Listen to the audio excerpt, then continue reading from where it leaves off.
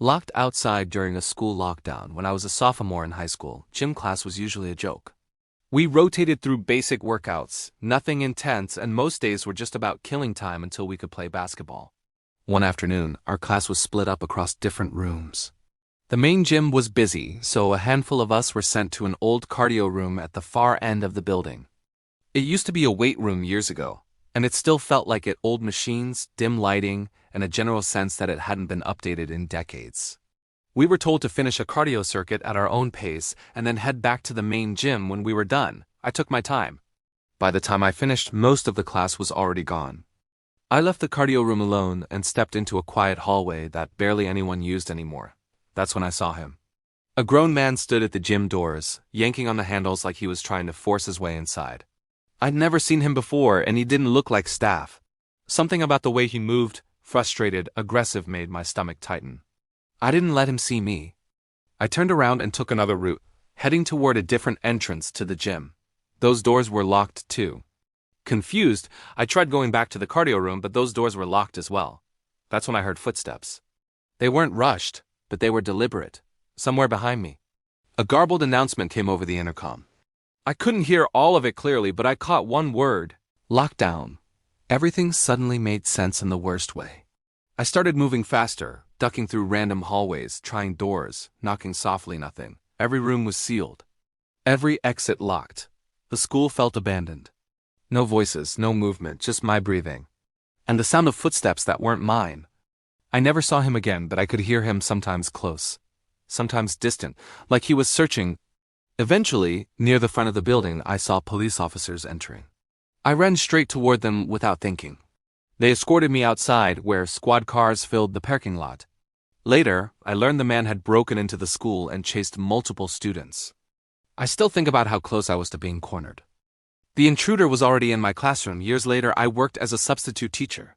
One day, I was assigned to a school I'd never been to before. Old building, confusing hallways. 3 classes all in the same room. Between classes, I had an off period. I left my classroom to find a restroom and got turned around in the process. While heading back, an announcement echoed through the halls. Lockdown procedures in effect. The hallways emptied instantly. I made it back to my classroom, locked the door, shut off the lights, and waited. I assumed it was precautionary. Probably nothing. 30 minutes passed and someone knocked. I approached cautiously, expecting administration, but instead I saw a police officer through the door window. He told me to step out immediately. In the hallway, more officers surrounded the area. That's when I found out the truth. While I was in the restroom, a man had entered my classroom and hidden in the storage closet at the back. He'd been there the entire time I was sitting at the desk, unaware. Security footage confirmed it. They removed him safely, but the realization that I unknowingly shared a room with an intruder during a lockdown still makes my skin crawl.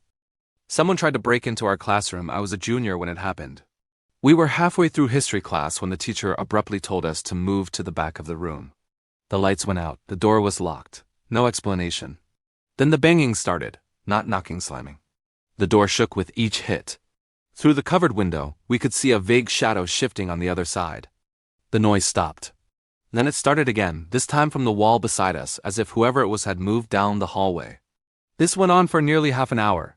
Silence. Then more violent pounding. Then silence again. No one spoke. No one moved. When the lockdown finally ended, we were told everything was handled. No one ever explained what happened. To this day, I don't know who was on the other side of that door, or what they wanted. The man from Instagram. I was 17 when a stranger started messaging me online. At first, it was just annoying. Then it became unsettling. He kept asking where I lived, if we could meet, why I wouldn't answer.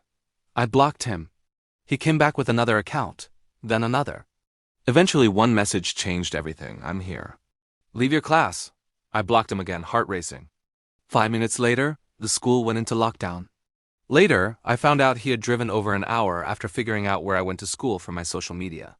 Staff spotted him wandering the halls and shut everything down immediately. I filed a restraining order. I deleted half my online presence that night. We opened the door during lockdown senior year. Study room hallway. Just me and my project partner. When the lockdown announcement came, we stayed where we were. The door didn't lock. We turned off the lights and waited. Footsteps approached. They passed us. Relief washed over us until my friend decided to look. He opened the door. A hooded man stopped mid-stride down the hallway and slowly turned toward us. We ran. By the time we reached our classroom, our lungs were burning and our hands were shaking. The teacher locked the door behind us just in time. The man was arrested later. I still think about how close we were to making a fatal mistake.